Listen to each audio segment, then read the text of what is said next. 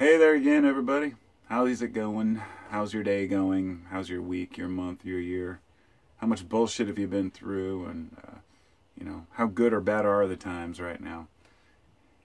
I'm making a video here which, after I started it, I kind of realized that I don't really know exactly how I'm going to word it, or really what I'm even going to talk about, because there were just a bunch of ideas going through my head while I was in the house doing a few things, and I kept thinking about just how complicated it is to be a human, and how folks who are, let's just say, ignorant of each other, because there's many different types of ignorance, and because a person is ignorant of something doesn't mean they're a stupid person. But ignorant can often mean just ignoring the facts, or being unaware often, and choosing to be unaware. But the fact that we all lead completely different lives, and that the human being is very complicated. It never ceases to amaze me how the way I perceive something, as simple as a painting, or looking at my hands, or at a certain type of flooring, I have completely different thoughts than you. And we don't go through and talk about all these details, but sometimes you do with people. For example, I used to be a roofer. So at that time in my life, I was looking at roofs when I'd be driving around. When I was doing fences or decks, I'd be looking at fences and decks. But that's just such a simplistic idea or example. I was thinking something like this. Cannabis, which is legal in my state now. And that's never been a big deal to me. I mean, I've been around cannabis all my life. But to some people, it's the devil's weed. It's literally the worst thing they can imagine is someone smoking cannabis. It's this gateway drug to death. There are still people that think that way. It's such an extreme difference in the way that we view things. And lifestyles, political views are a huge one. I'm not even going to go into that, but the fact that people are so extremely left and right and can't find a balance, it shows that both sides are generally wrong in one way or another. That nobody can be completely right when there's such extreme opposition for so long on certain ideas. Life is complicated, and it seems that people, rather than discussing the ideas, they want to impose their ideas on each other. And nobody's immune to this. It's often the fear people have that they're wrong, or they may be wrong, and that's what pushes them harder to push their ideas on other people. And so when we talk about how to improve the world, or how to teach our children, or what we can do to help the environment or help each other, there's one root thing that we can do, and that's be self-aware. And being self-aware is a trait that's rather rare in this world, and it's bullshit that so many people really don't take the time to find themselves and ask themselves why they do the things they do. Because, a lot of us maybe we're not exposed to certain things as much. I've seen, husbands who beat their wives because they're angry about their own personal lives and their own problems, or for any reason. To me, abusing other people who can't defend themselves is like one of the worst things a human can do. It's horrible, but what do?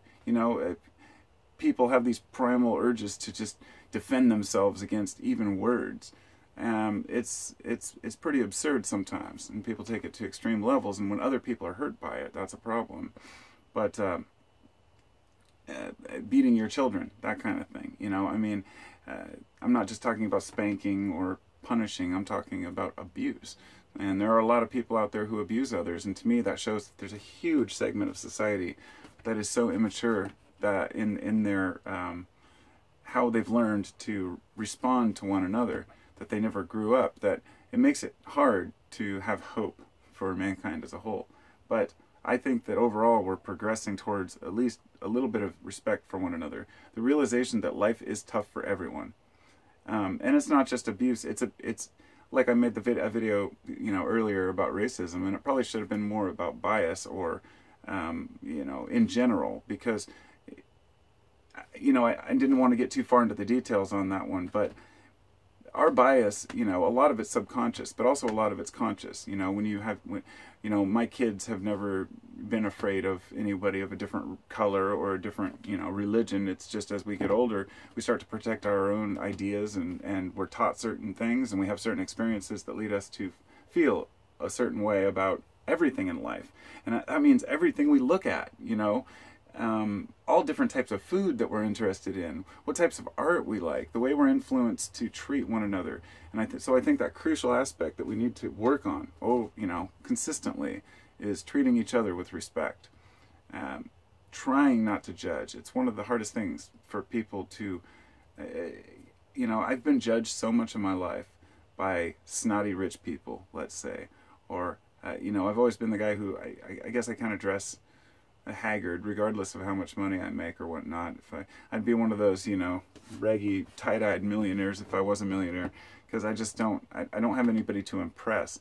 But there's, a large segment of society that I've dealt with in my years of being a carpenter up in the West Hills of Portland, the nice area, where the people have these pretentious little bullshit evening coffee meetings with their neighbors and friends, and they pretend like, oh, this is such a great life, we have a great community, and then you hear them talk behind each other's back about so-and-so or so-and-so, and you just can't escape that. It's like, just being straightforward with each other is very difficult. And we often don't have a relationship with other people the way we do with those we've, bonded with and really connected with. So we feel like they're just outsiders, and we forget that we're all insiders. That the more comfortable we feel around our friends and family and neighbors, the more comfortable we are in our own skin. And so, like I posed a question earlier, is, I guess do people find it more important to have their own alone time or to have family connections? Because both are necessary, but it makes it very hard to figure out how much time we should be spending on certain things. And when it comes to living life, like, how much time do you spend with your family? What is a good time to spend doing your art or working on projects? We have no real set system for this. And so, especially kids today who are paying off their student loans and trying to figure out what they want to do in the world, statistically speaking, they say the millennials, of course, are some people say they're snotty because they never had any real hardships in their life. And people can go back and forth on whether this is a generalization or that you can't generalize a whole generation. And I believe you can't. Of course not. But I think what it is that the kids of today, people think they have it easy, but they don't. They have it harder than even my generation or the generation before me, the baby boomer generation. Back then you could expect to get a decent job, to buy a house, to have a car. Nowadays everything's on loan. You're leasing your car.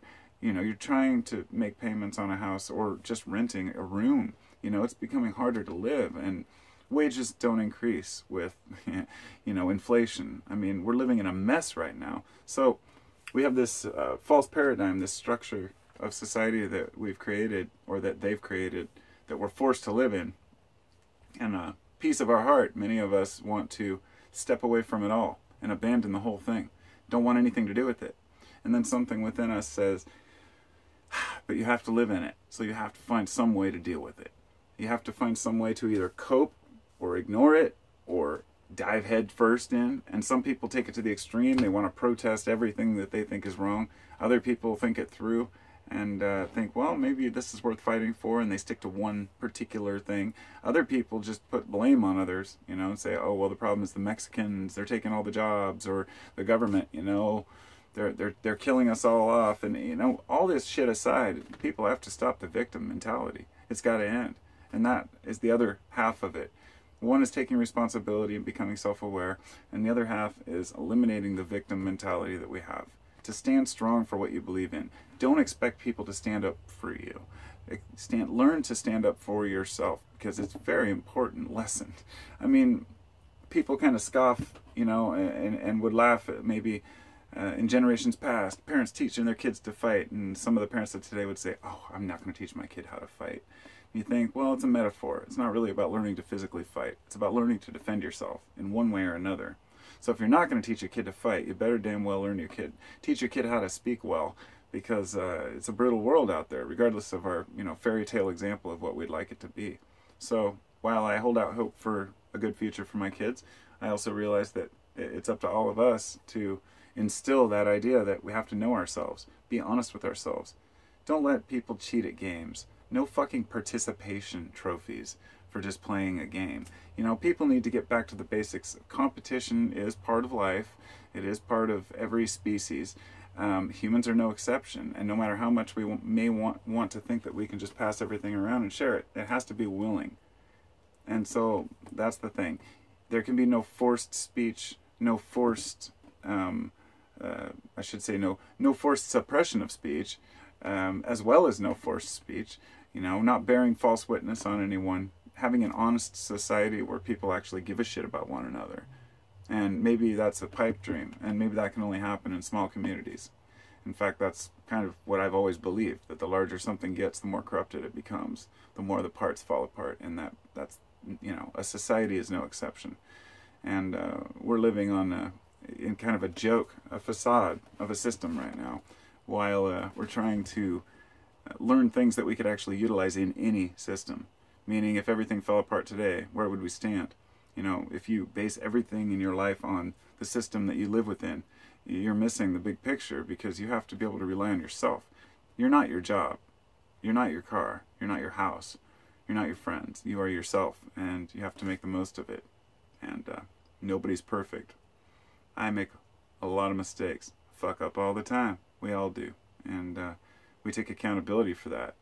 We man up or woman up, move forward, try to do something better next time, improve it, you know.